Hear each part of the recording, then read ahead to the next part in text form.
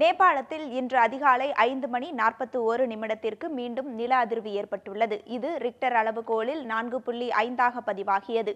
நிலநடுக்கத்தினால் பலி எண்ணிக்கை 6000 தாண்டியுள்ள நிலையில் மீண்டும் நில அதிர்வு அங்குள்ளவர்களை பீதியில் ஆழ்த்தியுள்ளது. இதுகுறித்து கூடுதல் தகவல்களை அங்குள்ள எமது செய்தியாளர் சஞ்சீவியிடம் கேட்கலாம்.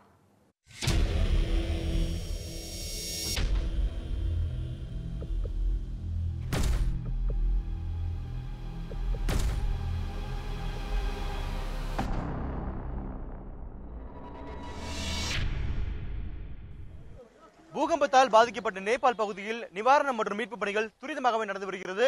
தற்போது நாம் நின்று கொண்டிருக்கும் அந்த நேபாள் தலைநகரமான காட்மாண்டு பகுதியில் கிட்டத்தட்ட 70% மேற்பட்ட அந்த மீட்பு பணிகளானது முடிந்துவிட்டது.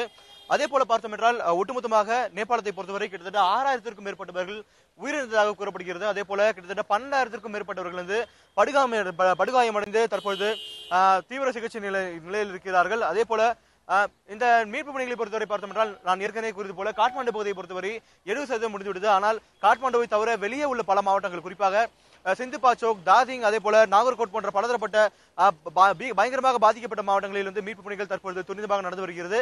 இந்நிலையில் அந்த இடங்களில் சரியாக இந்த மீட்பு பணிகள், அதாவது அந்த நிவாரணப் பொருட்கள் சென்று உணவு, தானியங்கள், அதே போல மருந்து போன்ற விஷயங்கள் சரியாக சென்று சேரவில்லை என்று கடந்த 2 நாட்களாகவே ஒரு குற்றச்சாட்டு வைக்கப்பட்டது.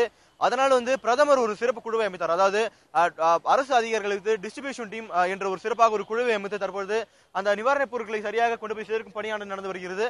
நேற்று இரவு நேபாள் தலைநகரம் காட்மாண்டு பகுதியிலிருந்து கிட்டத்தட்ட 50க்கும் மேற்பட்ட லாரிகளில் இந்த நிவாரணப் பொருட்கள், குறிப்பாக உப்பு, அரிசி, உணவு போன்ற நிவாரணப் பொருட்கள் அனுப்பப்பட்டது நேற்று இரவு. அதனால சரியாக மக்களிடம் சென்று சேர்க்கும் வரையில் இந்த டிஸ்ட்ரிபியூஷன் டீம் சரியாக பணிபுரிய வேண்டும் என்று பிரதமர் அந்த குழுவிடம் கேட்டுக்கொண்டுள்ளார். அது மட்டும் இல்லாமல் இந்த காட்மாண்டு தலைநகரை பொறுத்தவரை பார்த்தோம் என்றால் ஈர்ப்பு நிலை சற்று திரும்பி வருகிறது என்று கூறலாம். என்றால் இந்த மின்சாரத்தை பொறுத்தவரை கிட்டத்தட்ட 70% மேற்பட்ட இடங்களில் மின்சாரமானது மீண்டும் திரும்பி வந்துவிட்டது. அதே போல கடைகளை பொறுத்தவென்றால் கடைகளும் மீண்டும் திறக்கப்பட்டது. விடுதிகள் போன்ற விஷயங்கள் மீண்டும் திறக்கப்பட்டு மீண்டும் இயல்பு நிலை திரும்ப தொடங்கியுள்ளது என்று கூறலாம் இப்போது நிலையை பொறுத்தவரை. அதே போல மக்கள் மனதிலும் ஒரு பயமானது சென்று கொண்டுள்ளது. ஏனென்றால் கடந்த 5 நாட்களாக, கடந்த ஒரு வாரமாகவே கூடாரம் போன்ற இடங்களில் மக்கள் தஞ்சமடைந்து தங்கி வந்தனர். ஆனால் இப்போது மீண்டும் தைரியமாக அவர்கள் வீட்டுக்கு மீண்டும் திரும்பினர்.